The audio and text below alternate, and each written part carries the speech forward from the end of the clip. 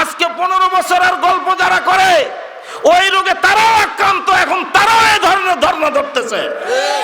এটা কলিজার রোগ। এ রোগ যতক্ষণ পর্যন্ত দূর না হবে, এ কলিজা যতক্ষণ পর্যন্ত সাফ না হবে, আল্লাহর জাতের কসম করে বলছি এই বাংলাদেশের জমিনেও কোনোদিন শান্তি আসতে পারে না। নর্তকীরা সংসদ চালাবে, গায়িকারা সংসদ চালাবে, আর মুসলমানেরা নাকে তেল দিয়া ঘুমাবে, এটা হতে পারে না। আর কতদিন মন রাখবেন ভাঙা? এখন একটু মনটাকে করতে হবে চাঙ্গা, দেশটাকে কোরআনের আলোতে করতে হবে রাঙা। এই দুনিয়াটা অস্থায়ী, এই দুনিয়াটার সকল কর্মকাণ্ড অস্থায়ী।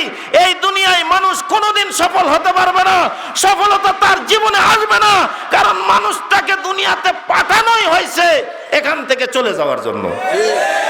অতঃপর দরুদ সালাম আকায়ে নামদার তাজদারে মদিনা সৈয়দুল কওনাইন শফিউল মুজনবিন রাহমাতুল লিল আলামিন আপনার আমার নবীর উপরে সকলেই পড়ে নেই সাল্লাল্লাহু আলাইহি ওয়াসাল্লাম। মনে রাখবেন, কপাল যদি হয় পোড়া, বিশ্বের বিশ্ব পয়গম্বরও দিতে পারবে না জোড়া। কথা বলেন ঠিক না? বললেও তো ঠিক, হাবার মতো চাই রয়েছেন কেন? কথা কন না কেন? ঠিক না বে ঠিক? এত মাইকিং, এত পোস্টারিং, এত প্রচার, এরপরেও গিয়ে দেখেন বাজারে সব ঘুরতেছে। কথা বলেন, এই হেদায়েত কার হাতে? আমরাই তো, ভয়ের কিছু নাই তো। সবাই একসাথে বলেন, হেদায়েত কার হাতে? আল্লাহর হাতে যদি হেদায়েত না হতো, কোন নবীর হাতে যদি আল্লাহ হেদায়েত দিতেন, আপনার আমার নবীর চাইতে উত্তম হেদায়েত প্রদানকারী আসমানের নিচে জমিনের উপরে আর কেউ হইতে পারত না। এদিকে তাকান, এ দুটো হাত বারবার কাবার দেওয়ালে লাগাইছি। নবী কামলিওয়ালার রওজার পার্শ্বে রিয়াজুল জান্নায় বসে বসে চোখের পানি ফেলে মাওলার দরবারে কেঁদেছি। এটা যদি খানায় কাবা হয়, কাবার পার্শ্বেই হলো সাফা মারওয়া পাহাড়। সাফা পাহাড়ের পার্শ্বেই আবু জেহেলের বাড়ি। কার বাড়ি? আবু জেহেলের বাড়িটা যদি এটা হয় আপনাদের মাদ্রাসার গেট অথবা মাদ্রাসার বিল্ডিং, ঠিক এতটুকু দূরে বর্তমান সৌদি সরকার হলুদ রঙের একতলা একটা বাড়ি বানিয়ে দিয়েছেন, যেটাকে বলা হয় সৌদি লাইব্রেরি। ওই একতলা বাড়িটা আর কারো নয়, ওটা আপনার আমার পয়গম্বরের জন্মস্থান, নবীজির ঘর। তার মানে হলো আবু জেহেলের বাড়ি নবীর বাড়ির মাঝখানে পাহাড় নাই, পর্বত নাই, বাড়ি নাই, ঘর নাই, ওয়াল নাই, প্রাচীর নাই, পার্টিশন নাই। আবু জেহেল নিজের ঘর থেকে বের হবে একা, আপনার আমার পয়গম্বর নিজের ঘর থেকে বের হবেন একা। উভয়ের সঙ্গে হয়ে যাবে দেখা, কিন্তু হেদায়েত যদি কপালে না থাকে লেখা, ঘর থেকে বের হওয়ার সাথে সাথে আবু জেহেলের রাস্তাটা হয়ে যায় বেকা। হেদায়েত কার হাতে? কাজেই কপাল যদি হয় পোড়া, বাজারে বাজারেই ঘুরবে, ওদের কপাল কেউ লাগাতে পারবে না জোড়া। গভীর মনোযোগ, কারণ আমাদের দিলের ভিতরে ঢুকছে দুনিয়ার নানান রকমের রোগ। সৃষ্টির শ্রেষ্ঠ জাতি হওয়ার পরেও আমরাই পোহাইতেছি চরম দুর্ভোগ। কথা বলেন, কথা বলেন। আলোচনার শুরুতেই আপনাদেরকে বিরক্ত করব না বারবার। আজকে আলোচনাটা সংক্ষিপ্ত হলেও আলোচনা হবে বড় চমৎকার। আপনাদের সকলের জবান থেকে নিতে চাই শুধুমাত্র একটি বার, আমার চিরাচরিত স্টাইল অনুযায়ী আপনারা সবাই কি বলতে পারবেন আল্লাহু আকবার? আমিও এক গ্রাম্য চাষা, হয়তো বুঝাইতে পারি নাই আমার মনের আশা, কিংবা বুঝাইতে পারি নাই আমার ভাষা। আমি জিজ্ঞাসা করেছি বলতে পারবেন কিনা, আপনারা বলে দিলেন। আমি তো মাতৃভাষায় কথা বলতেছি, বোঝার অসুবিধা হচ্ছে? নয়তো আমার নওগাঁ জেলারও একটা আঞ্চলিক ভাষা আছে, কি বলেন, আপনাদের এলাকার আঞ্চলিক ভাষা নাই? আছে। যেমন আমাদের মাতৃভাষা হলো তুমি কোথায় যাচ্ছ, এটা আমার নওগাঁর মহাদেবপুরের খাস আঞ্চলিক ভাষা হলো তুই কুটি যাচ্ছ। আমার সাথে একবার সীমান্ত পোরসার এলাকায় যাবেন, এই কথাটাই ওরা আবার ওদের আঞ্চলিক ভাষায় বলবে, কাজ আসো রে, কাজ আসো, ইয়া ইয়া কাজ আসো। আমার সাথে চলেন বগুড়ার দিকে, দেখবেন ওরা আবার বলবে কুড়ি যাত্তু আরে। আঞ্চলিক ভাষা আছে না নাই? আল্লাহর নামে একটা তাকবীর দেওয়া লাগবে, পারবেন সবাই? সবাই পারবেন?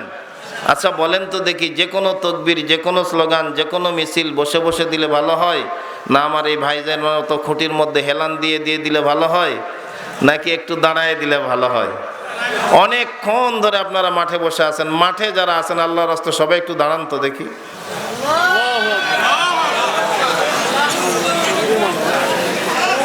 যারা মনে মনে ভাবতেছেন 10-15 মিনিট আলোচনা শুনে ভালো লাগলে বসবো, না হলে এখান থেকে খসবো, আমি তাদের জন্য গোল্ডেন চান্স করে দিলাম, আপনি এখনই চলে যান। কারণ আমি আলোচনা করব শুরু, আর আপনি উঠে ঘাঁটা ধরবেন, আপনি হবেন আমার গুরু, এটা কিন্তু আমি হতে দেব না। একদম ক্লিয়ার কথা। আমার একটুও মন হবে না কষ্টা যদি আমার সামনে বসা থাকে ওরকম মুরব্বী সাইজের মানুষ, হাতে গোনা 5টা অথবা 10টা। ও 10 জন মানুষ থাকলেও যে আলোচনা চলবে, 10,000 মানুষ থাকলেও একই আলোচনা চলবে ইনশাআল্লাহ। বলুন তো দেখি, যে দুটো পায়ের উপরে দাঁড়িয়েছেন, পা দুটো কে দিয়েছেন? পিছনে যারা কথাই বললে না যুবক, কার সঙ্গে দিচ্ছ পাল্লা? বাঁচাতে পারবে না নিজেদের কাল্লা, যতই টেনে আনো নৌকার মাঝি মাল্লা। কথা কয় না? কথা কয় না? যে মুখ দিয়ে কথা বলছেন, এই মুখ কে দিয়েছেন? যে কান দিয়ে শুনে আমার প্রশ্নের জবাব দিচ্ছেন, কান দুটো কে দিয়েছেন? কি আসলে আল্লাহ দিয়েছেন, নাকি আমার তালে তাল মারতেছেন? কোনটা? তাহলে ফাঁক দিয়ে আমিও নিতে চাই হালকা একটু রেস্ট। এটাই এলাকার নওজোয়ান যুবক মুরব্বী, আপনাদেরকেও নরমালি একটু করে দেখতে চাই টেস্ট। দেখি এলাকার মানুষগুলো অ্যাবনর্মাল নাকি বেস্ট। লিল্লাহে তাকবীর, নারায়ে তাকবীর। কোরআন সুন্নাহর আলো। আর কতদিন ঘর জ্বালাবেন? নর্তকীরা সংসদ চালাবে, গায়িকারা সংসদ চালাবে, আর মুসলমানেরা নাকে তেল দিয়া ঘুমাবে, এটা হতে পারে না। আর কতদিন মন রাখবেন ভাঙা? এখন একটু মনটাকে করতে হবে চাঙ্গা, দেশটাকে কোরআনের আলোতে করতে হবে রাঙা। কথা বলেন? নারায়ে তাকবীর। কোরআন সুন্নাহর আলো, কোরআন সুন্নাহর আলো। নারায়ে তাকবীর। মাঠ দেখে মনে হচ্ছিল মাঠ ভাঙ্গা, কিন্তু আপনাদের আওয়াজ শুনে মনে হচ্ছে আপনাদের ঈমানটা মোটামুটি চাঙ্গা। পরিপূর্ণ ঈমানের আলোতে আল্লাহ আমাদের কলিজাটা করে দিক রাঙ্গা। জোরে বলুন আমিন। আরেকটু জোরে বলুন। আল্লাহ আমাদের সকলের জান্নাতের হয়ে যাক জামিন। আর একবার বলেন আমিন। একটু সামনের দিকে আগায় বসেন, জিকির করেন সুবহানাল্লাহ ওয়ালহামদুলিল্লাহ লা ইলাহা ইল্লাল্লাহ সুবহানাল্লাহ লা ইলাহা ইল্লাল্লাহ লা ইলাহা ইল্লাল্লাহ মুহাম্মাদুর রাসূলুল্লাহ সাল্লাল্লাহু আলাইহি ওয়াসাল্লাম। বাজে বাক্য আলাপ করে আপনাদের মূল্যবান সময় আমি করব না নষ্ট। দীর্ঘ রাত পর্যন্ত কথা বলে এই ঠান্ডার ভিতরে আপনাদেরকেও আমি দেব না বেশি কষ্ট। ঘড়ি ধরে সর্বোচ্চ আলোচনা চলবে 1 ঘন্টা, কথা একদম স্পষ্ট। ততক্ষণ পর্যন্ত থাকা যাবে তো? Don't disturb me please my son. তোমরা কথা বলো না, কথা যদি বলতে হয় মাইক ছেড়ে দেবো, এখানে এসে বলো। তোমাদের চাইতে আমার ছেলের বয়স অনেক বেশি, আমার নাতিপুতি হয়ে গেছে।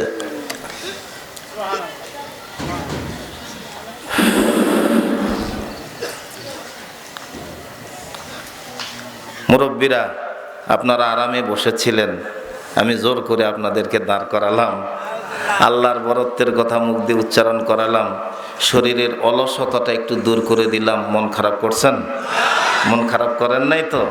আসেন, আর কোনো বাজে বাক্য আলাপ নাই, সরাসরি আলোচনায় যেতে চাই।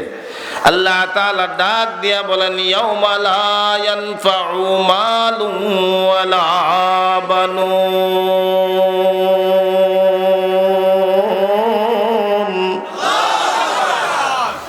এক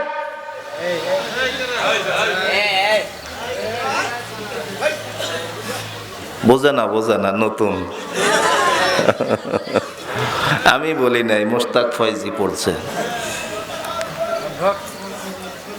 ইয়াউমা, ওই দিন, লা ইয়ানফাউ, কোনো নফা হবে না, কোনো উপকারে আসবে না, মালুন, তোমাদের সম্পদ, ওয়ালা বানুন, তোমাদের সন্তানাদি।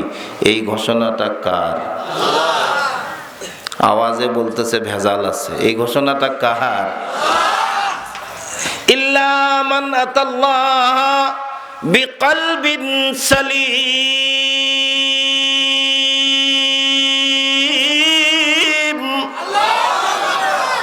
আল্লাহু আকবার মানে আল্লাহ বড়।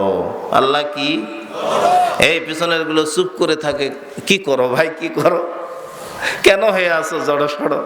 আরামের বিছানা ছাইরা চটে বসে কি করে? একটু জবানটা নাড়ো। আল্লাহু আকবার মানে আল্লাহ বড়। আচ্ছা বলেন তো, আমরা সবাই মিলে আল্লাহকে বড় বলে ডাক দিলে আল্লাহ 1 ইঞ্চি বড় হবে তো? আরো ধীরে কোন, আওয়াজ সামিয়ানার বাইরে যেতে পারে তো। আজকে মুসলমানদের ঈমানের আওয়াজ নিম্নগামী হওয়ার কারণে গোটা দুনিয়ায় মুসলমান মার খাইতেছে। আজকের দুনিয়ায় লাঞ্ছিত, বঞ্চিত, শোষিত, নির্যাতিত, নিপীড়িত, নিগৃহীত ফিলিস্তিন সহ গোটা বিশ্বের জমিন রক্তে লাল হচ্ছে। সে রক্ত মুসলমানের। কারণটা কি? কারণ একটাই, অলস জাতি হয়ে গেছি আমরা। কাফের বেঈমানরা পিঠে তুলে নিচ্ছে আমাদের পিঠের চামড়া। আমরা যেন এখন হয়ে গেছি ছুরে দেওয়া বলদ, দামড়া। শরীর আছে, কাজে নাই। वह जमाना में मुअज़्ज़ज़ थे हम, हामिले कुरान होकर, अब जलील व खार होकर। সে সময় আমরা বড় ইজ্জতওয়ালা ছিলাম, কোরআন আঁকড়ে ধরেছিলাম বলে। আজকে লাঞ্ছিত, অপমানিত হচ্ছি কোরআন ছেড়ে দিয়েছি বলে। কয়টা মানুষ? 10 মিনিট লাগবে না গণনা শেষ করতে। এরপরেও এখানে দেখা যাবে এমনও লোক বসে আছি আল্লাহর মেহেরবানিতে আজকের ফজরের নামাজ পড়ি নাই। কথা কান না কেন? ধরা খাচ্ছেন তো? জহর পড়ি নাই, আসর পড়ি নাই, মাগরিব পড়ি নাই, রাত তো প্রায় 11টা বেজে যাচ্ছে। নিয়ত করে রাখছি আল্লাহ দিলে এসাও পড়বো না। তো এ জাতি মার খাবে না তো মার খাবে কাফের বেঈমানরা। রাগ করতেছেন? আলোচনা কিন্তু শুরুও হয় নাই, আরম্ভ হয় নাই, তবে শুরু হবে এরকম একটা ভাব চলতেছে। শুরু করা যাবে কি ভাই? যাবে? আল্লাহ তাআলা ডাক দিয়া বলেন, ইয়াউমা লা ইয়ানফাউ মালুন ওয়ালা বানুন ইল্লা মান আতাল্লাহা বিকলবিন সালিম। আল্লাহ তাআলা বলেন, কিয়ামতের ময়দানে ওই দিন মাল দৌলত, সন্তান আদি দুনিয়ার কোনো জিনিস কাজে আসবে না। কিন্তু যদি কলবটা পরিষ্কার করে বান্দা যাইতে পারে, আরশের মালিক ডাক দিয়া বলেন, বান্দা আমার পাক পরিষ্কার জান্নাতটা আমি আল্লাহ তোমাদের উপঢৌকন দিয়া দেব। আল্লাহ যদি দয়া করে আমাদেরকে জান্নাত দেয়, আল্লাহর জান্নাতে যাইতে রাজি আছি? কারা কারা রাজি আছে? দুটো হাত উঁচু করে দেখেন তো ভিতরে কোনো বর্ণচোরা কপাল পোড়া আছে নাকি যে হাত তোলে নাই? হাত টান করেন, বলেন আল্লাহ। হয় নাই। জীবনের শ্রেষ্ঠ আওয়াজ দিয়া জীবনের শ্রেষ্ঠ চাওয়াটা আজকের রাত্রে মাওলার কাছে চান। বলেন আল্লাহ, আমাদের সবাইকে তোমার জান্নাত দান করো। জোরে বলুন আমিন। আরেকটু জোরে বলুন।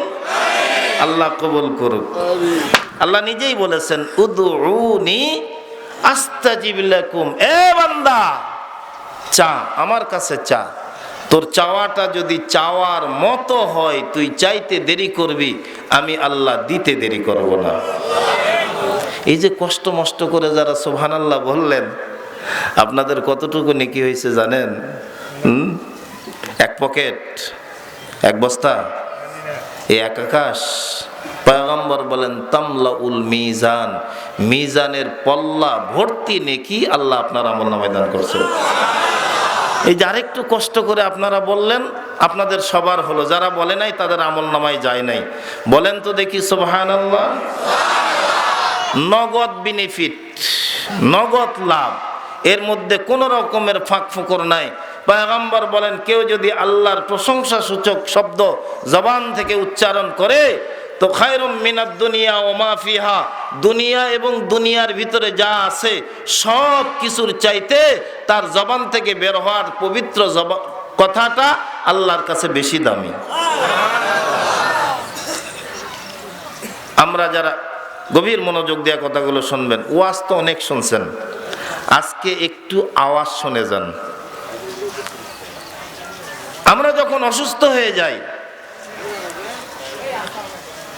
আমাদের শরীরে ছোট ছোট রোগ বাসা বাঁধে, বড় রোগও বাসা বাঁধে। তবে ছোট রোগগুলোর জন্য ডাক্তারের কাছে যাইতে হয় না, আমরা নিজেরাই ট্রিটমেন্ট করি, নিজেরাই ডাক্তার। গায়ে জ্বর উঠছে তো ডিসপেন্সারিতে গিয়ে বলতেছি আমার একটা নাপা দেন আর হিস্টাসিন দেন, সর্দি আর জ্বর। কথা বলেন। যদি সাথে যে ভাই কাশলো, সাথে যদি কাশ হয় তো ডাক্তারকে বলবো যে একটা অফ কফ দেন। বলি না? শরীরে কিছু মারাত্মক রোগ আছে, যে রোগগুলো যদি শরীর আক্রান্ত হয়ে যায়, বড় বড় ডাক্তার ছাড়া, বিশেষজ্ঞ ডাক্তার ছাড়া যে রোগের কোনো চিকিৎসা হয় না, এমন রোগে যদি আক্রান্ত হয়ে যায় তখন বড় হাসপাতালে আমাদেরকে নেওয়া হয়, বড় ডাক্তারের কাছে নেওয়া হয়। আবার এই ডাক্তারেরা যে আমাদের রোগ সারাবে এমন কোনো গ্যারান্টি, আরো ধীরে বলেন, খোদার কসম, ডাক্তার যদি রোগ সারাইতে পারতো হাসপাতালের পাশে লাইন করে লাশবাহী গাড়ি রাখার কোনো দরকার ছিল না। শরীরে বড় বড় কিছু রোগ হয়, যে রোগগুলোর জন্য বড় বড় ডাক্তারের প্রয়োজন পড়ে, যেমন brain cancer, brain tumour, blood cancer, liver cancer.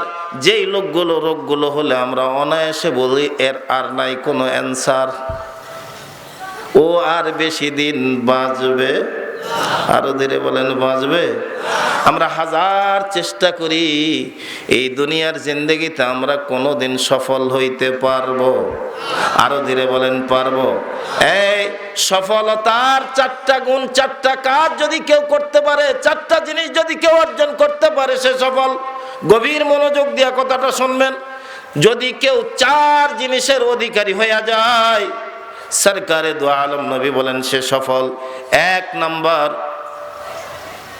বলবো স্মরণ রাখেন, 1 নাম্বার এমন একটা জীবন যে জীবনের কোনো লয় নাই, ক্ষয় নাই। এমন জীবনকে আমরা দুনিয়ায় পাবো? চিরজীবন এই দুনিয়ার মানুষ কি হতে পারবে? কিন্তু পরলৌকিক জীবনে যখন যাবে, আল্লাহ তাআলা ডাক দিয়া বলবেন আর তুই মরবি না, আর তুই গাড্ডাতে পড়বি না। যদি নেকের আমল নিয়ে যাইতে পারি চিরজীবনের জন্য, আল্লাহ বলবেন জান্নাত হলো তোর চিরস্থায়ী বাড়ি। 4টা জিনিস। 1 নম্বর চিরজীবন, 2 নম্বর চিরযৌবন। আছে আমাদের চিরযৌবন? থাকবে? আরো ধীরে বলেন। কিন্তু মানুষটা যখন জান্নাতি হয়ে যাবে, আল্লাহ তাআলা ডাক দেয়া বলবেন যা তোরে চিরযৌবন দিয়া দিলাম, কোনোদিন তোর যৌবনের লয় হবে না, ক্ষয় হবে না। আজকে যেমন থাকবি সারাটা জীবন এমন করেই আমি আল্লাহ তোর যৌবনটা ধরে রাখব। তাহলে একটা চিরজীবন, আর একটা চির যৌবন, আর একটা কি চির যৌবন। আর একটা হলো চির স্বাস্থ্য। কি কথা বুঝতেছেন? এটা কিন্তু আমার আলোচনার বাইরের পার্ট, কথা প্রসঙ্গে সেগুলোর জন্য বলতেছি। আর একটা হলো চির ক্ষমতা। কথা কয় না, থাকবে? যতই গরম দেখা, আমার বাপের দেশ, আমার দেশ, এরপরে তুমি হবা নিঃশেষ। চির ক্ষমতা কোনোদিন থাকবে? আরো ধীরে বলেন, থাকবে? থাকবে না। এই দুনিয়াটা অস্থায়ী, এই দুনিয়াটার সকল কর্মকাণ্ড অস্থায়ী। এই দুনিয়ায় মানুষ কোনোদিন সফল হতে পারবে না, সফলতা তার জীবনে আসবে না, কারণ মানুষটাকে দুনিয়াতে পাঠানোই হয়েছে এখান থেকে চলে যাওয়ার জন্য। শরীরের যেমন বড় বড় কিছু রোগ আছে, এর জন্য বড় ডাক্তারের প্রয়োজন, ঠিক আমাদের দেহের ভিতরে একটা কলিজা আছে, কলব আছে, দিল আছে, এরও কিন্তু কিছু বড় বড় রোগ আছে। এই 10টা রোগের কথা 10 দুগুণ 20 অথবা 30 মিনিটে আমি আপনাদেরকে বলে দেব, একটু গভীর মনোযোগ দিয়ে শুনবেন। এই 10টা রোগের 1 নম্বরের রোগের নাম হলো লোভ। কি? যারা কথা বলতেছেন না, আমার উপরে কি খুব ক্ষোভ? তো 1 নম্বরের রোগের নাম কি? লোভ। মসজিদে আপনি নামাজ পড়তে যাবেন, আপনি মুসল্লি নামাজ পড়তে যাবেন, নামাজের নিয়ত বাঁধছেন, এরপরেও দিলের ভিতরে চিন্তা হইতেছে, না জানি আমার জুতা জোড়া চলেই গেল নাকি। কথা বলেন, কথা বলেন। ওই হারামখোর যে মসজিদে গেছে জুতা নেওয়ার জন্য, এটা তার কলিজার ভিতরে কি ঢুকছে? কথা কয় না, কথা কয় না, কথা কয় না। কিতাবে এসেছে এই দুনিয়ার লোভ ওই 3 জন বনি ইসরায়েলের লোকের মতো,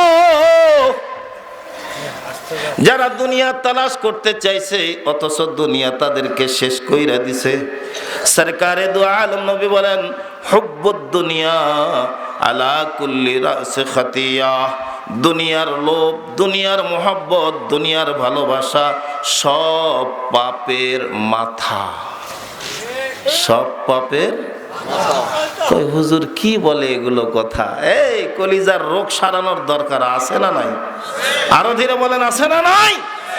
আজকে 15 বছরের গল্প যারা করে ওই রোগে তারাও আক্রান্ত, এখন তারাও এই ধরনের ধর্ণা ধরতেছে। এটা কলিজার রোগ। এ রোগ যতক্ষণ পর্যন্ত দূর না হবে, এ কলিজা যতক্ষণ পর্যন্ত সাফ না হবে, আল্লাহর জাতের কসম করে বলছি, এই বাংলাদেশের জমিনেও কোনোদিন শান্তি আসতে পারে না।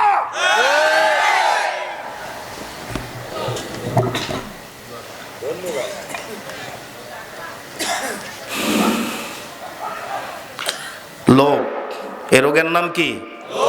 আরো জোরে বলেন, কি? লোভ।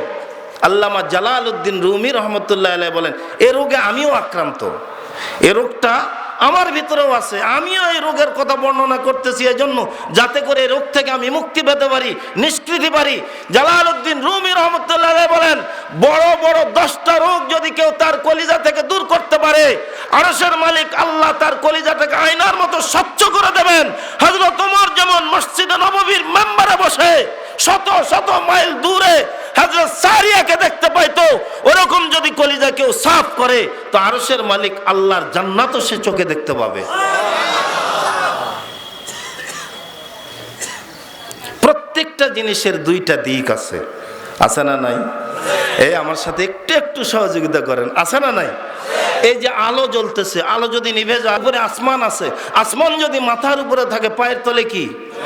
একটা মানুষ যদি মোটা হয়, মোটার বিপরীতে কি? একটা মানুষ যদি লম্বা হয়, লম্বার বিপরীতে কি? একটা মানুষ যদি ফর্সা হয়, ফর্সার বিপরীতে কি? আছে না নাই? প্রত্যেকটা জিনিসের 2টো দিক আছে।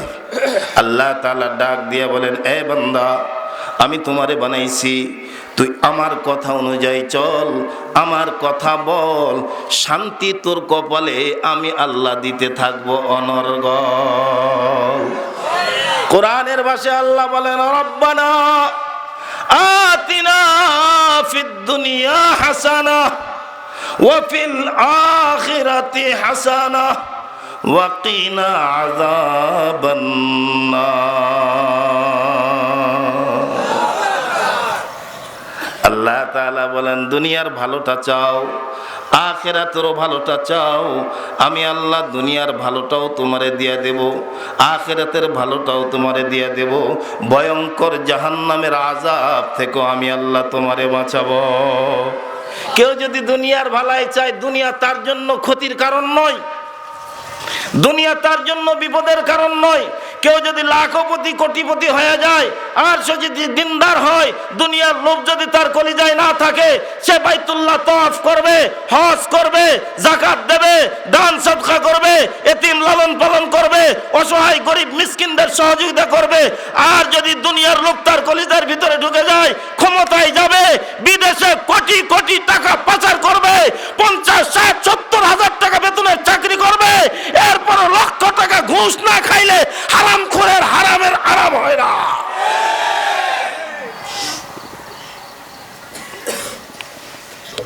কষ্ট হইতেছে? লোভ, দুনিয়ার লোভ আমাদের কলিজায় ঢোকানো যাবে? আরো ধীরে বলেন, যাবে? তিনজন যুবক, যুবকরা ভালো করে শোনো, তিনজন যুবক দুনিয়া কামাই করার জন্য ঘর থেকে বের হইছে। পথ চলতেছে, পথ চলতে চলতে একটা টুপলা পাইছে, একটা ব্যাগ পাইছে। ব্যাগটা উঠাইছে, খুলছে, খুলে ব্যাগের ভিতরে দেখে লম্বা লম্বা বড় বড় সাইজের 4টা স্বর্ণের টুকরা, স্বর্ণের বার। তিনজনেই খুশি হয়ে গেছে, কাম হয়ে গেছে, কাম হয়ে গেছে। একজন আর একজনকে গুঁতা দিয়া কয়, আমি যা বলবো তুই তাই বলবি, খবরদার বেশি কথা বলবি না। কারণ দুনিয়া যারা কামাই করে ওরা মনে করে আমরাই চালাক আর দুনিয়ার সব বোকা। কথা কান, কথা কান।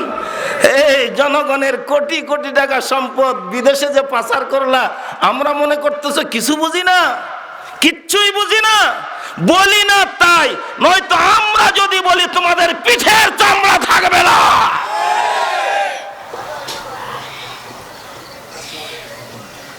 তবে একদিন কড়াই গন্ডায় হিসাব দিতেই হবে। কথা বলেন, কথা বলেন। তিনজন মিলে, এর মধ্যে একজন বেশি চালাক, বেশি চালাক আমাদের সমাজে বলে অতি চালাকের গলায় দড়ি। আমি লোভের আলোচনা করতেছি কিন্তু, কারণ আমাদের সমাজে বলে লোভে পাপ। এমা জানেন না আপনারা? লোভে পাপ, পাপে মৃত্যু। তবে লোভটা যদি দুনিয়ার না হয়ে আখিরাতের হয়, যুবক, কিশোরেরা, গভীর মনোযোগ দিয়া শোনো। সরকারে দু আলম নবী ঠিক এমনই একটা রাতের গভীরে চোখের পানি ফেলতে ফেলতে নিজের ঘর থেকে বের হয়ে যায়। জিবরিল আমিন এসে ডাক দিয়া বলেন, সরকার, এখনই আপনার ঘর থেকে আপনারে বের হওয়া দরকার। আরশের মালিক হুকুম দিছে, মক্কায় আর আপনার ঠাঁই নাই, মক্কা ছেড়ে আপনি চলে যান মদিনায়। আপনার আমার পয়গম্বর চোখের পানি ফেলতে ফেলতে ঘর থেকে বের হইছেন। 100 যুবক নবীজির ঘর ঘেরাও করে রাখছে। আল্লাহর পয়গম্বরের কলিজা মুচুর দিয়ে উঠছে, হায়রে এদের ভিতর দিকে আমি যাব কেমনে? আরশের মালিক ডাক দিয়া বলেন, ভয় নাই, ইন্নাল্লাহা মাআনা, যুবকদের চোখ আমি আল্লাহ করে দেব কানা। সরকারে দু আলম নবী ভিড় ঠেলে বের হয়ে যায়। এটা আমার মূল বক্তব্য নয়, ছোট্ট একটা কথা বলার জন্য মক্কায় গেছি। মন খারাপ করতেছেন? নবীজি একজনকে ঠেলা দিয়ে বের হয়ে যায়, ও 2 হাত দিয়া চোখ ডলে আর কয়, মানির রাজুল, এই কে যায় রে? আপনার আমার পয়গম্বর কি মিথ্যা বলবেন? আর একটু ধীরে বলেন, মিথ্যা বলবেন? পয়গম্বর বলেন, আনা মুহাম্মদ ইবনু আব্দুল্লাহ ওয়া আনা রাসূলুল্লাহ। আমি আব্দুল্লাহর ছেলে মুহাম্মদ, আরশের মালিক আল্লাহর আমি মহামূল্যবান সম্পদ। সুবহানাল্লাহ বলেন। ওরা চোখ ডলে আর ডাক দিয়া কয়, লোকটা পাগল হইছে, পাগল হইছে। মুহাম্মদ তো ঘরের ভিতরে, হট তুই এখান থেকে, তোরে ধরছে বুঝি, তোরে সর, তুই আমাদের সামনে থেকে সর। আপনার আমার পয়গম্বর মক্কা ছাড়ছেন, চোখের পানি ফেলতে ফেলতে মদিনায় আসছেন। কৌবা পল্লীতে আবু আইয়ুব আনসারীর বাড়িতে পয়গম্বর 14 দিনের মতো অবস্থান করছেন। কিশোর যুবক, তোমাদের জন্যই কথাটা বলছি যে আখিরাতের লোভ যদি কারো কলিজার ভিতরে ঢুইকা যায়, শুধু নবীর ভালোবাসা নয়, আল্লাহ তাআলার জান্নাতের মালিকও সে হইয়া যায়। মদিনায় নবী আসবেন, মদিনার যারা শিক্ষিত, তৌরাত জবুর ইনজিলের পণ্ডিত যারা, এরা তো তৌরাত জবুর ইনজিলের মধ্যে পাইছে আখেরি জামানার পয়গম্বরের আসার সময় হয়ে গেছে। এমনকি তাদের খবর আসছে পয়গম্বর মক্কায় চলেও আসছেন, তিনি মদিনায় আসতেছেন। আল্লাহু আকবার।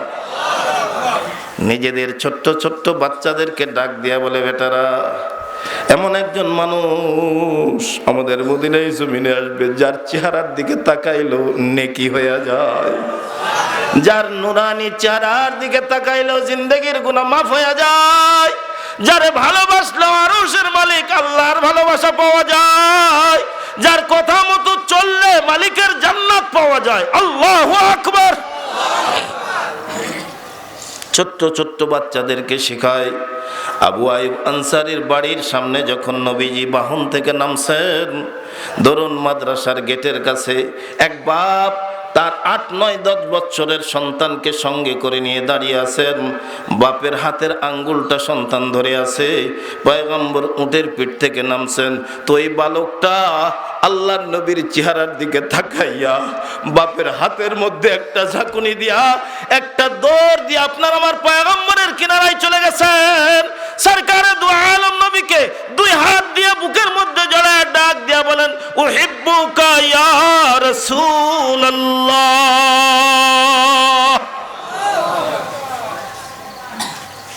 ফাতাআজ্জাবান নবী সাল্লাল্লাহু আলাইহি ওয়াসাল্লাম, আপনার আমার পয়গম্বর আশ্চর্য হয়ে গেছেন।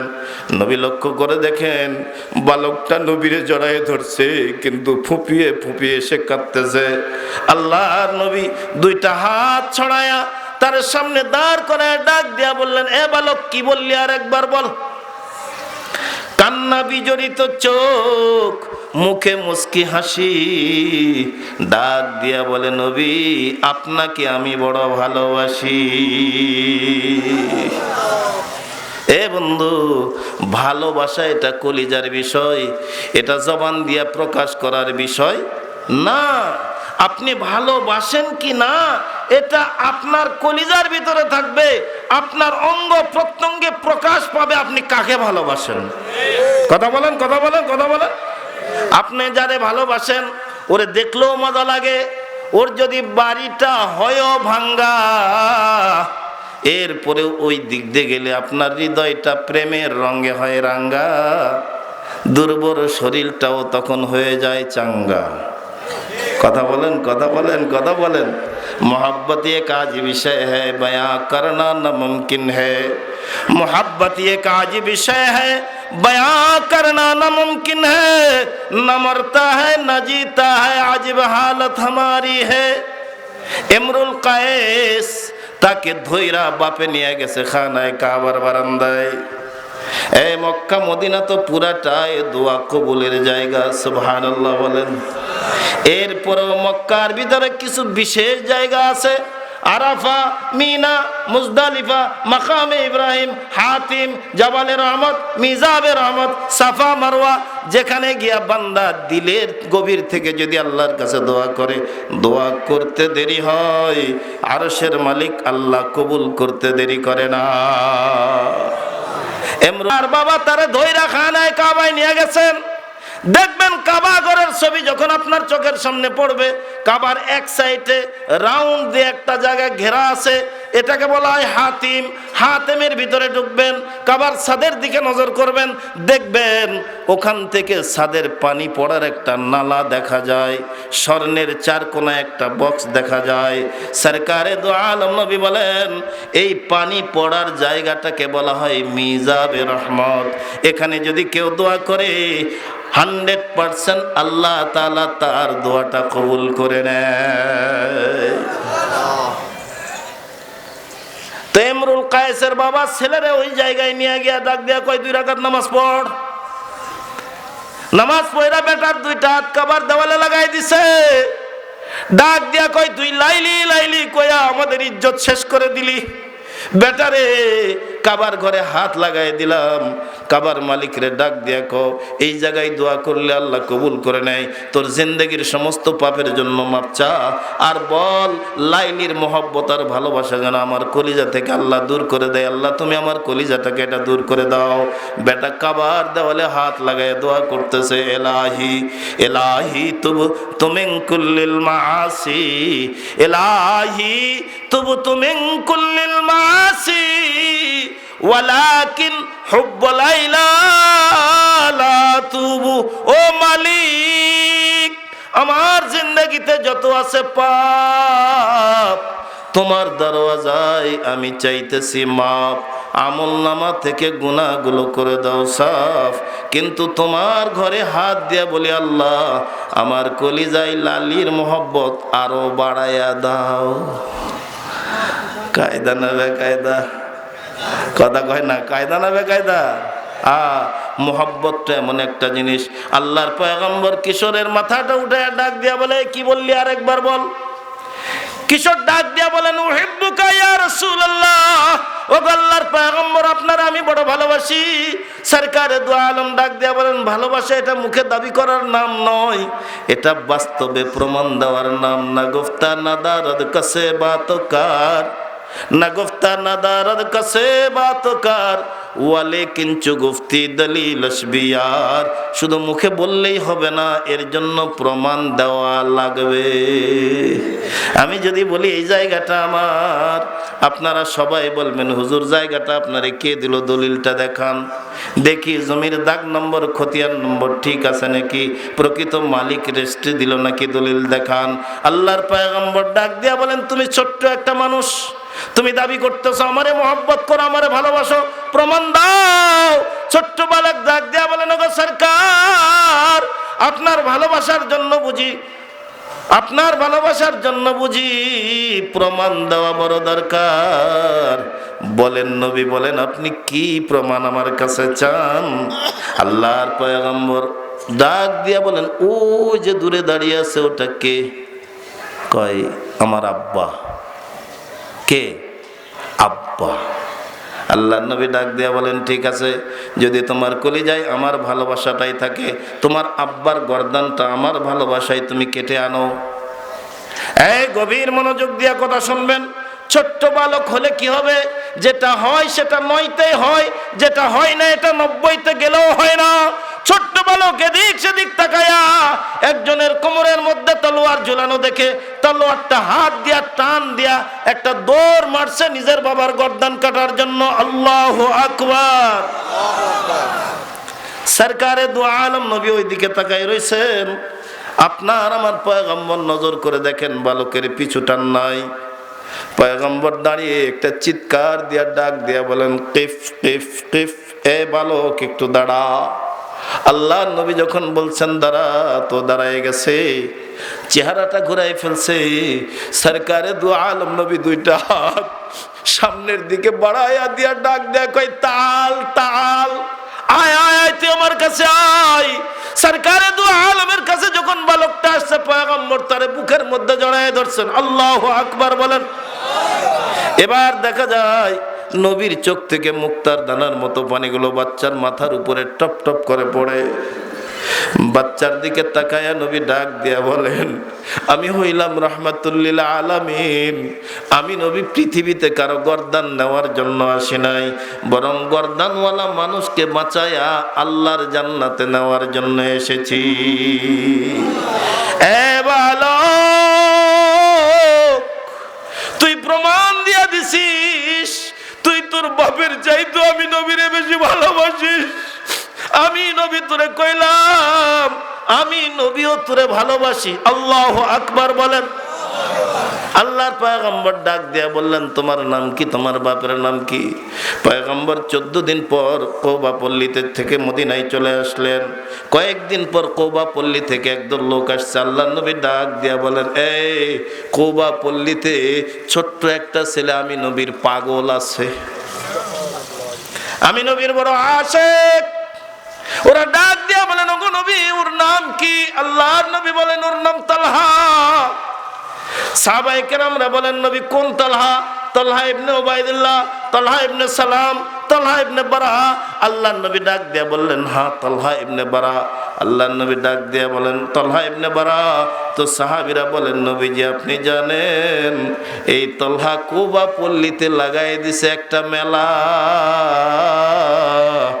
ও তালহা নবী কুবা পল্লীর কিশোরের ভিতরে ঢুকায় দিছে আপনার প্রেমের খেলা।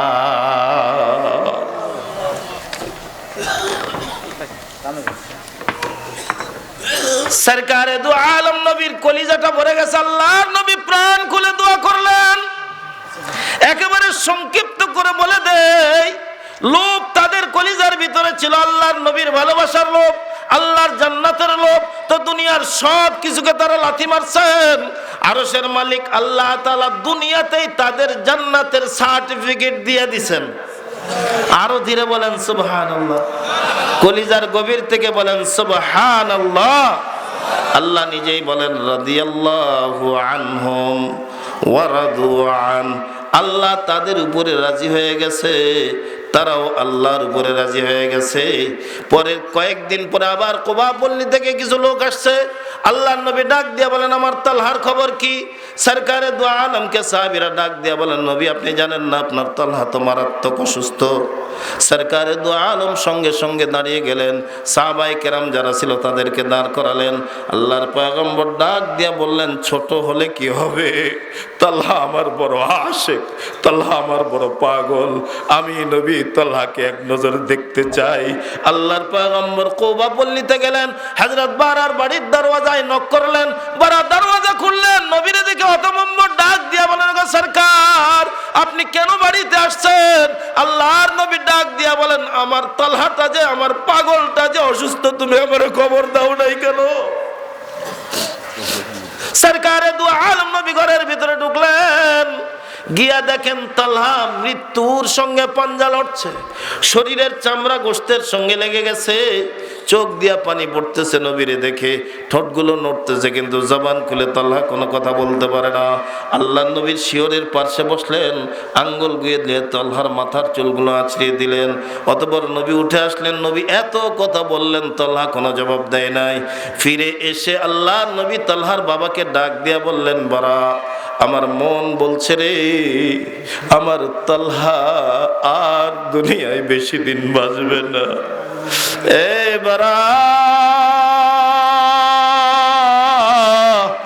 আমি নবী বলছি আমার পাগলটা যদি মইরা যায় আমি নবীরও খবর দিবা, ওর জীবনের শেষ গোসলটা আমি নবী দেব, ওর কাফনের কাপড়টা আমি নবী পরাবো, ওর জানাজার নামাজটা আমি পয়গম্বর পড়াবো।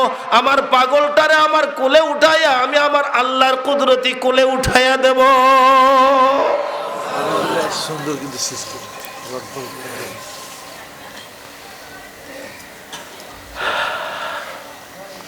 প্রবলেম খুব কষ্ট হচ্ছে আপনাদের।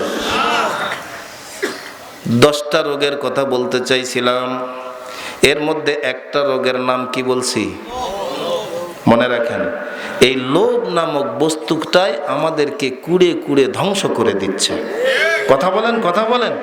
লোভ মানে শুধু টাকা পয়সার লোভ না, লোভ মানে শুধু জমিদারের লোভ না, লোভ মানে শুধু মান সম্মানের লোভ না, লোভ মানে শুধু দুনিয়ার ইজ্জত আর সম্মানের লোভ না, লোভ মানে দুনিয়ার যত রকমের মর্যাদার আসন হতে পারে, হয় সভাপতির লোভ, নয়তো চেয়ারম্যানের লোভ, নয়তো এমপির লোভ, নয়তো ক্ষমতার লোভ, নয়তো দেশের মানুষের সম্পদের লোভ। খোদার কসম এই দুনিয়ার লোভ যতক্ষণ পর্যন্ত কলিজা থেকে দূর করতে না পারবো আল্লাহর জান্নাতের লোভ আমরা কলিজায় ঢুকাইতে পারবো না।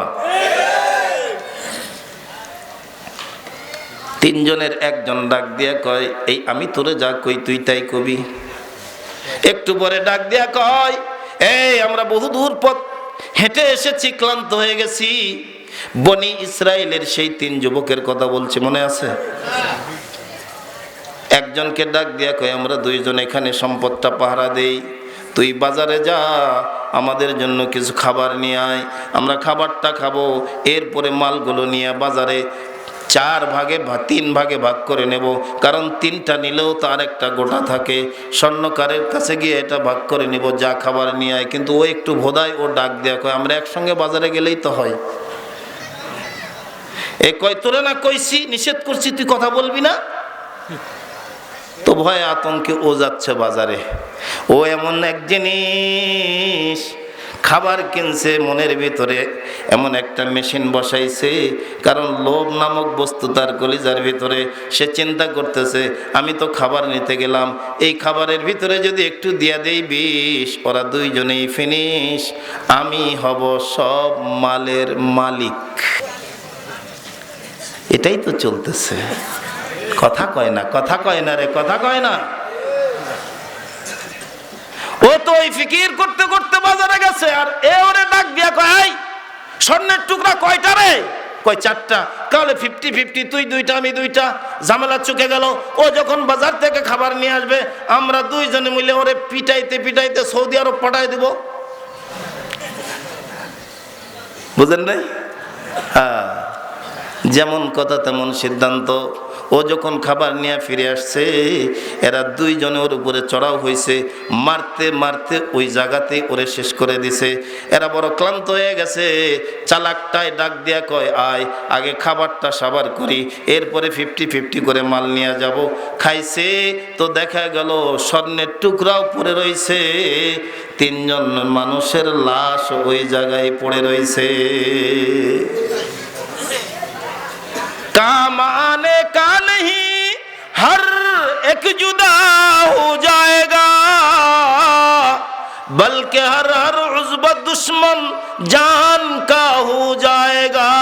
এই দুনিয়ার লোভ যখন আপনার আমার কলিজায় ঢুকবে, খোদার কসম মইরা দেখেন আপনার বেটা নামক পাঁঠাও আপনার সঙ্গে যাবে না, আপনার বিবি বাচ্চা কেউ যাবে না। ময়দানে মাশরে আপনার হাত আপনার বিরুদ্ধে যাবে, আপনার চোখ আপনার বিরুদ্ধে যাবে, আপনার অঙ্গ প্রত্যঙ্গ সবাই আপনার আমার বিরুদ্ধে যাবে। কথা বলেন ঠিক না বে ঠিক? আরো ধীরে বলেন। কি ভাই সমস্যা? ইন্নালিল্লাহ। এই আমাকে আর 10টা মিনিট সময় দেন, দেওয়া যাবে না? মুরব্বী 2-1জন উঠে যায়, চলে যাক, আমার আপত্তি নাই। এই 10 মিনিটের ভিতরে আর 9টা রোগের কথা একটু বলে দিই, খুব কষ্ট লাগতেছে। 1 নম্বরের রোগের নাম হলো লোভ, লোভ, লোভ। 2 নম্বর রোগের নাম হলো লম্বা আশা। কি আশা? আরো ধীরে বলেন, কি আশা? লম্বা আশা। আমাদের জীবনের জন্য এটা বড় সর্বনাশা। দুনিয়ার প্রতি রাখা যাবে না এত ভালোবাসা। কেমনে বুঝাইলে আপনাদেরকে বুঝাবো? 5 তলা 7 তলা বিল্ডিং বানানোর পরেও উপরে 1.5 হাত লম্বা রড সাইডে দিছি, আরো 1 তলা যদি করা যায়। কথা কয় না রে, কথা কয় না। আমাদের আরবি সাহিত্যের কিতাবের ভিতরে একটা গল্প আসছে, 2-3 মিনিট লাগতে পারে। আল্লাহর এক বান্দা 95 বছর বয়স, দজলা নদীর পাড়ে প্রচন্ড দ্বীপ্রহরের রৌদ্রের ভিতরে লাঠি দিয়া পাথর সরাই। যুবক একটা কাছে গিয়া ডাক দিয়া কয় দাদা কি করো? কই দেখোস না কি করি? কই দেখতেছি তো, কিন্তু এই রৌদ্রের মধ্যে, এই প্রচন্ড গরমের ভিতরে তুমি দুর্বল একটা মানুষ লাঠি দিয়া পাথর সরাও কেন? ডাক দিয়া কয় আমি সরকার থেকে দাজলা নদীর পাটটা লিজ নিছি। কি নিছি? নাতি ডাক দিয়া কয় দাদা কতদিনের জন্য? কয় 250 বছরের জন্য। কত বছর? বুড়ার বয়স কত? 95। তার মানে তাগড়া যুবক তো। কি তাগড়া যুবক? নরবরে ঝনঝনে বুড়ো। ও যুবক এই বুড়ার কথা শুনে দৌড় মারছে এটাই গ্রামের ভিতরে গিয়া চিৎকার দিয়া ডাক দিয়া কয় আজরাইল নাই, মইরা গেছে, আজরাইল মইরা গেছে রে। আপনাদের ইমাম সাহেব বের হয়ে দেখে ওই যুবক চিৎকার দেয়, কি রে? কয় আজরাইল নাই হুজুর, আজরাইল নাই। হুজুর ডাক দেয় কয় থাপড়ায় কান ফাড়ায় বল দেবো, বের দাও। আজরাইল নাই তোরে কে কইছে? আজরাইলের মরণ হবে সবার শেষে। আল্লাহ তাআলা ডাক দিয়া বলবেন এই আজরাইল এখন দুনিয়ায় কে আছে? কে জীবিত আছে বল? আজরাইল বলবে আল্লাহ আমি আর আপনি। আরশের মালিক ডাক দিয়া বলবেন এবার তোর জানটা তুই কবজ কর। আজরাইল চিৎকার মারবে আর বলবে আল্লাহ আমি যদি জানতাম যে আমার জানটা আমার কবজ করা লাগবে, আপনার জাতের কসম এমন ভয়ঙ্কর দায়িত্ব আমি আজরাইল নিতাম না। কে কইল তোর আজরাইল মরছে? কয় আজরাইল যদি না মরে তাহলে 95 বছরের বুড়া 250 বছরের জন্য দজলা নদীর পার লিজ নেই কেমনে? কথা বলেন, কথা বলেন। হাসির খোরাক জোগাইতেছি না, বাস্তব চিত্র আমাদের জীবনে মিলায় দেখেন। নড়তে পারি না, চড়তে পারি না, তারপরেও কুত্তার মতো দুনিয়া কামড় দিয়ে ধরে রইছি। কথা বলেন, কথা বলেন। আজান হয়ে যায়, বুড়া চাষতলে বসে চা টানে, আর ওই টিভির পর্দার দিকে তাকায়া রাজনীতির যত গল্প বুড়ার মুখস্থ। খুব কষ্ট হচ্ছে। 2 নম্বর বললাম, 3 নম্বর বলি। 3 নম্বরের রোগের নাম হলো রাগ। কি কথা কয় না শতভাগ? 3 নম্বর রোগের নাম কি? রাগ। রাগ যখন উঠে যায় তখন আর কোনো হুঁশটুস থাকে না। বইয়ের পুরো তো রাগ উঠলে তো সাথে সাথে তোর 1 তালাক, 2 তালাক, 3 তালাক, তোর মারা তালাক, তোর বাপরা তালাক, তোর 14 গোষ্ঠী তালাক। কথা বলেন, কথা বলেন, কথা বলেন। নবীর সাহাবী আবু হুরায়রা আল্লাহর পয়গম্বরের কাছে গিয়ে বলেন, আউসিনি ইয়া রাসূলুল্লাহ, ওগো আল্লাহর পয়গম্বর, আমার একটা ওয়াজ করেন, আমার একটা ওয়াজ করেন। এই শোনেন, চমৎকার একটা কথা বলে দেই। আদম থেকে নিয়ে আজ পর্যন্ত আমাদের নবী পর্যন্ত যত নবী রাসূল দুনিয়াতে আসছেন, সব নবীদের একটাই ছিল কাজ। নবীরা এসে দুনিয়ার মানুষকে শোনাইছেন এক আল্লাহর ওয়াজ। হেদায়েত কার হাতে? সবাই বলেন কার হাতে? আল্লাহর হাতে। যদি হেদায়েত না থাকতো তো নূহ পয়গম্বর 950 বছর দাওয়াত দেওয়ার পরে মাত্র 82টা মানুষ মুসলমান। কলিজায় বরদাস্ত হয়? কথা বলেন, কথা বলেন। আবু হুরায়রা বলেন, আউসিনি ইয়া রাসূলুল্লাহ, ওগো নবী আমাকে একটা ওয়াজ করেন।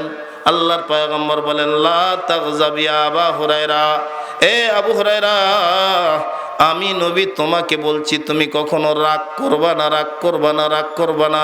জীবনের অর্ধেক পাপ রাগের কারণে সংগঠিত হয়। তবে কিছু কিছু জিনিস আছে যেখানে রাগ, আমাদের সমাজে বলে রাগ করা হারাম। রাগ করা কি? যারা কথাই বলতেছেন নাকি আপনাদের ভিতরে আছে নাকি এই ব্যারাম? কথা কন না কেন? রাগ করা কি? আরো জোরে বলেন, রাগ করা কি? হারাম। তবে কখনো কখনো রাগ ফরজ হয়ে যায়। যখন ইসলামের উপর আঘাত আসে, দ্বীনের উপর আঘাত আসে, কোরআনের উপর আঘাত আসে, নবীর উপর আঘাত আসে, তখন শুধু রাগ নয়, প্রয়োজন বোধে তাদের বিরুদ্ধে জিহাদের ময়দানে ঝাঁপিয়ে পড়া ফরজ। প্রয়োজন মতে তাদের বিরুদ্ধে যেতে গিয়ে যদি জেলখানায় ঢুকতে হয়, গর্দন দিতে হয়, রক্তে জমিন লাল করে দিতে হয়, এরপরেও মুসলমান তৈয়ার থাকবে, চুপ করে বসে থাকবে না, থাকবে না, থাকবে না।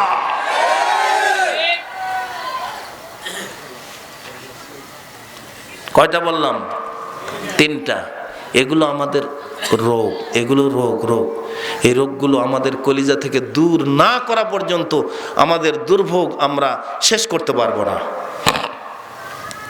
তাহলে 1 নম্বর বললাম লোভ। 1 নম্বরে কি?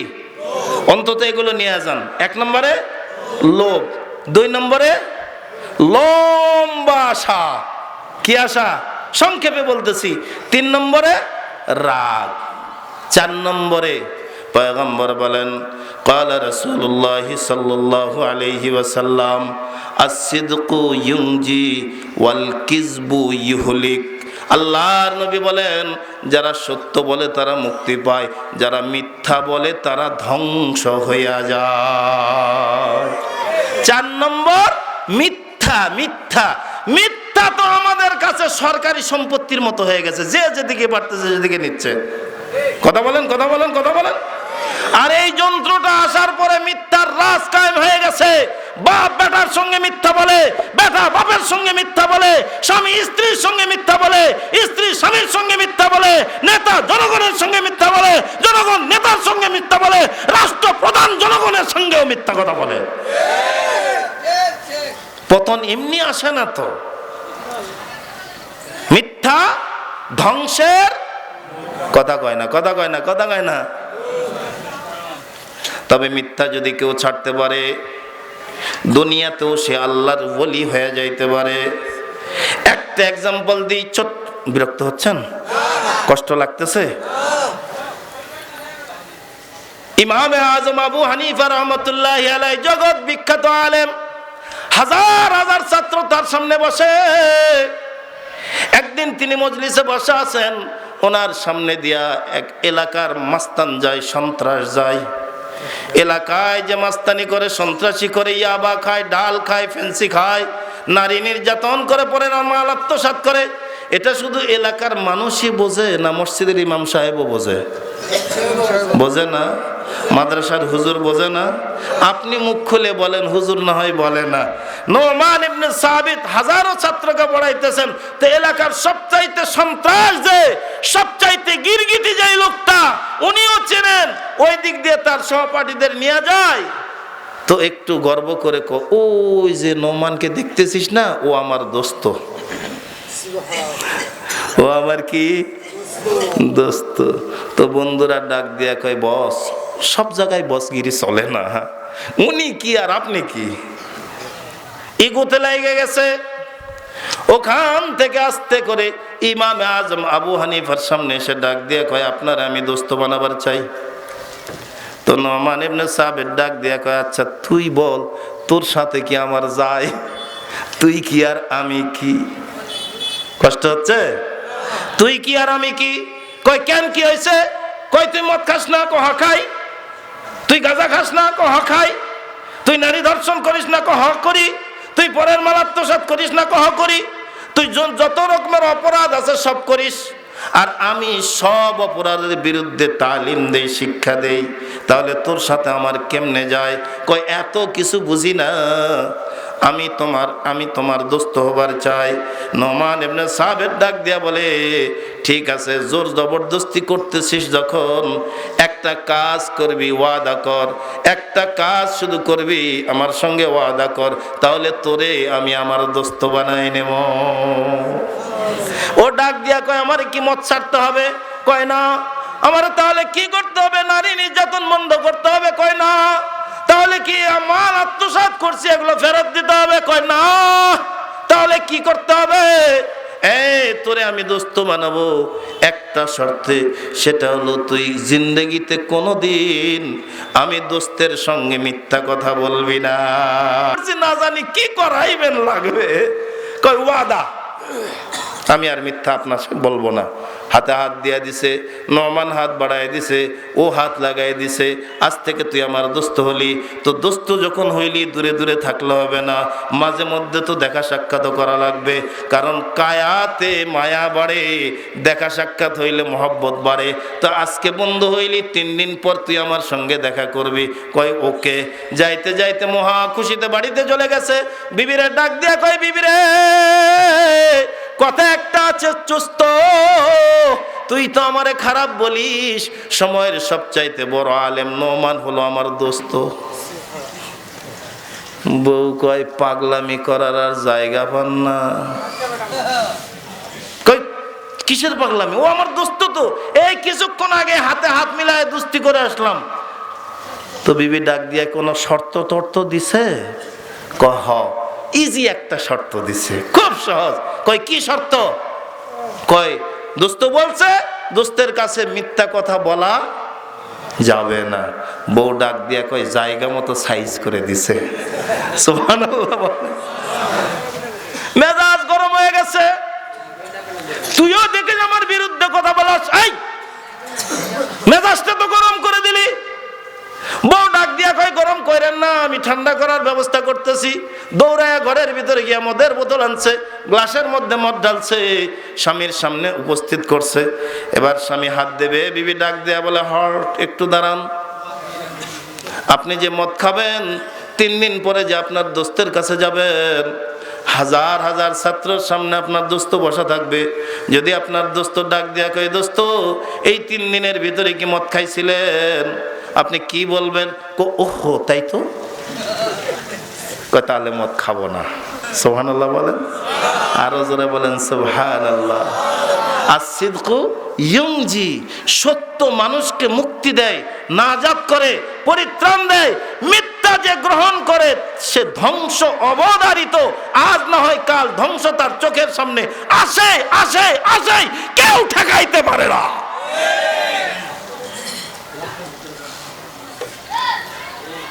সকালবেলা বন্ধুদের কাছে গেছে, বন্ধুরা আড্ডা ফুর্তিতে লেগে গেছে, কিন্তু ও যায় না। দোস্তেরা ডাক দেয়া কয়, কি ব্যাপার দোস্ত, কালকেই না ভালো ছিলি, চল আমাদের সঙ্গে একটু আড্ডা দে। কয় 3 দিন পর।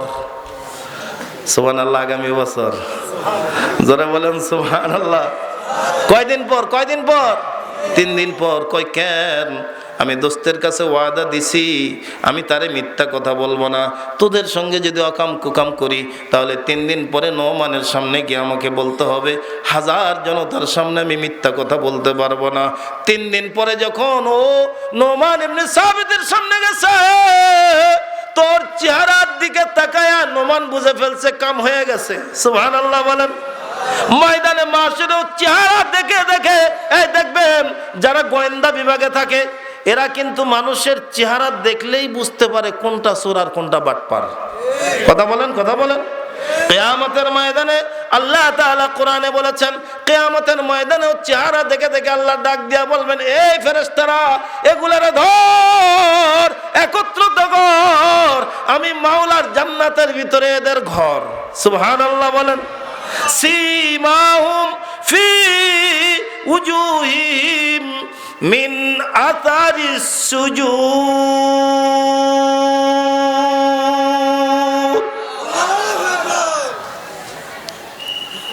ইমামে আজম আবু হানিফা ডাক দিয়া কই, দোস্ত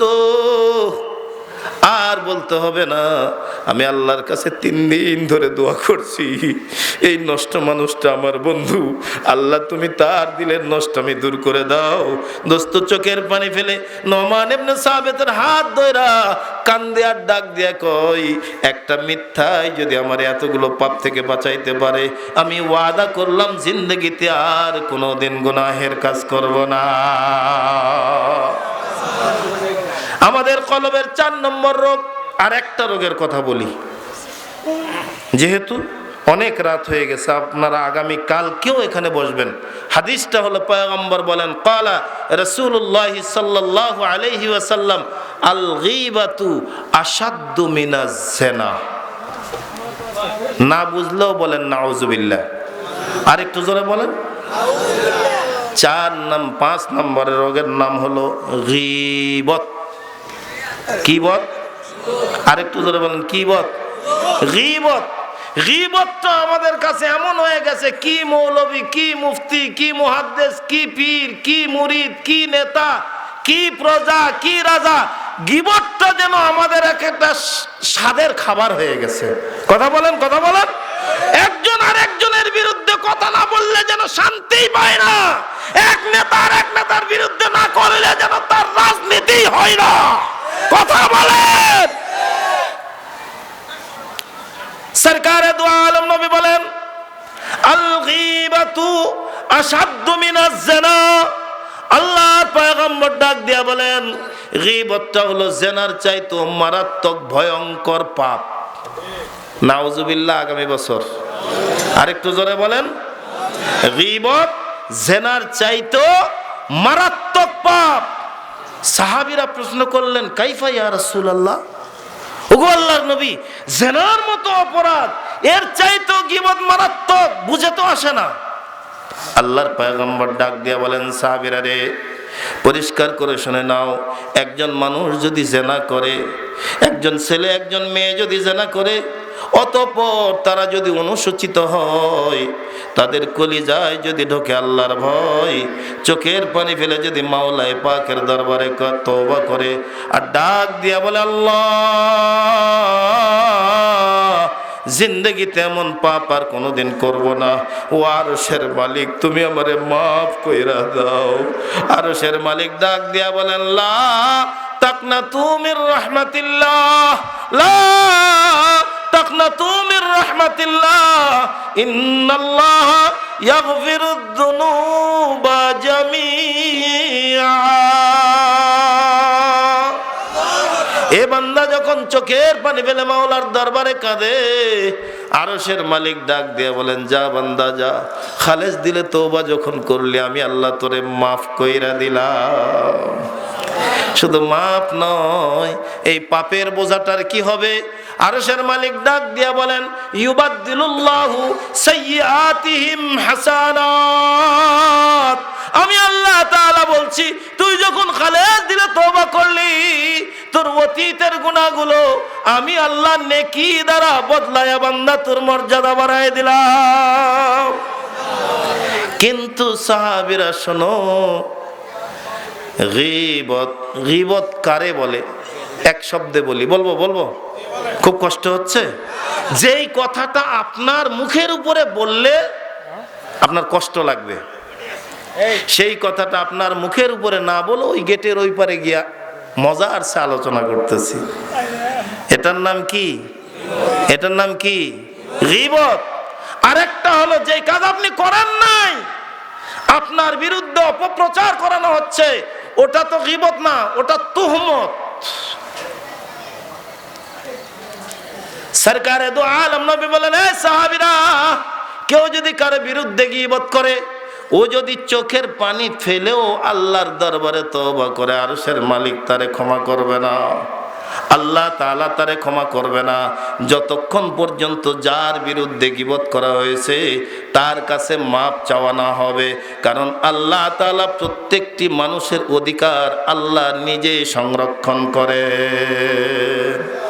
এই জন্য হাদিসে আছে, ময়দানে মাহশরে আল্লাহ তাআলা তার বান্দাকে ডাক দিয়া বলবেন, কোনো কিছু করলে তুই মাফ কর, আমি আল্লাহ মাফ করব না। তার মানে আল্লাহ যে মাফ করতে পারবে না এমন না। ইন্নাল্লাহ আলা কুল্লি শাইইন কাদির, আল্লাহ তো সর্বময় ক্ষমতার অধিকারী, কিন্তু মানুষের মর্যাদা আল্লাহ তাআলা এত বেশি করে দিয়েছেন যে কেউ যদি কারোর সঙ্গে অপরাধ করে, ময়দানে মাহশরে দুনিয়ায় যদি মাফ না নেয়, সেদিন তাকে মাফ দিতে হবে। যদি মাফ না করে, প্রয়োজন মধ্যে জীবনের সমস্ত নেক আমল ওরে ঢাইলা দিয়া হইলেও মাফ নিতে হবে, নয়তো নিষ্কৃতির কোনো সুযোগ নাই। আল্লাহ আমাদেরকে সহি বুঝদান করুক। আরেকটু জোরে বলেন। আল্লাহ তাআলা বলেন, শেষ কথা বলে দেই, ইয়াউমা লা ইয়ানফাউ মালুন ওয়ালা বানুন, ওই দিন আপনার আমার সম্পদ কোনো কাজে আসবে না, আপনার আমার ছেলে মেয়ে কোনো কাজে আসবে না। যাদের জন্য আপনি আমি এত পাগলামি করতেছি, খোদার কসম এরা কেউ আপনার আমার সঙ্গে কবরে যাবে? আরো ধীরে বলেন, যাবে? কেউ যাবে না। বরং ওই দিন ময়দানে মাহশরে এ সন্তানেরা, যখন তুমি আটকে যাবে, চোখের সামনে দেখবে তোমার বাবা, দৌড়ায় গিয়া ডাক দিয়া বলবে, আব্বা জান, আমি বড় পেরেশান, একটা নেকির জন্য চলে যাই জাহান্নাম, একটা নেকি আমারে করেন দান। ওই দিন বাবাই ডাক দিয়া বলবে, দুনিয়ায় আমার কোনো সন্তানই ছিল না। নাউজুবিল্লাহ বলবেন না তো? আল্লাহ তাআলা আমাদের সকলকে সহি বুঝদান করুক। আর একটু জোরে বলেন। এই দুনিয়ার মাল ও দৌলত, সম্পদ, ছেলে মেয়ে, বাড়ি ঘর আমার কোনো উপকারে আসবে না, ইল্লা মান আতাল্লাহ বিকলবিন সালিম। কিন্তু আপনি আর আমি যদি আমাদের কলিজাটা পরিষ্কার করে যাইতে পারি, আল্লাহ এবং তার রাসূলের আনুগত্যের দ্বারা জীবন সাজাইতে পারি, কবর জগৎটাই হবে আপনার আমার জান্নাতের ঘর বাড়ি। তৌফিক দান করুক। আরেকটু জোরে বলুন, আরেকটু জোরে বলুন। আমার হাতের দিকে যদিও দুটো আঙ্গুল বাঁধা আছে, অ্যাক্সিডেন্টের কারণে ভেঙে গেছে। বলেন তো, দুই হাতে আঙ্গুল কয়টা? শেষ মুহূর্তে আমার মনটা আর করেন না কষ্ট। আপনাদের জবান দিয়েছেন স্রষ্টা, আঙ্গুল কয়টা? 10টা। পয়গম্বর বলেন, তিলকা আশারাতুন কামিলা। আল্লাহ নবী বলেন, আবু বকর জান্নাতি, ওমর জান্নাতি, ওসমান জান্নাতি, আলী জান্নাতি, তালহা জান্নাতি, উবাইদা ইবনুল জাররাহ জান্নাতি। নাম বলতে বলতে নবী 10 জন সাহাবীর নাম বলেন, এরা সকলেই জান্নাতি। আমি একজন মুসাফির, আমার দোয়া কবুল হবে এর গ্যারান্টি নাই, কিন্তু নবীজি বলেছেন মুসাফিরের দোয়া ফেরত হয় না, আল্লাহ মুসাফিরের দোয়া কবুল করে নেন। জানি না আমার মতো কার বাপ নাই নিজের হাতে নিজের বাপের লাশ কবরে ঢুকাই রাখছেন। হতে পারে বাপের পাশাপাশি নিজের মায়ের লাশটাও চোখের পানি ফেলে কবরে নামায় রাখছেন। এমন 10টা মায়ের সন্তান আমি চাইতেছি মুনাজাতের আগ মুহূর্তে যে হুজুর এই কোরআনী কারখানার জন্য, একজনও উঠবেন না আল্লাহর হস্তে, এই কোরআনী কারখানার জন্য আমার মা বাবার রুহের মাগফিরাতের উদ্দেশ্যে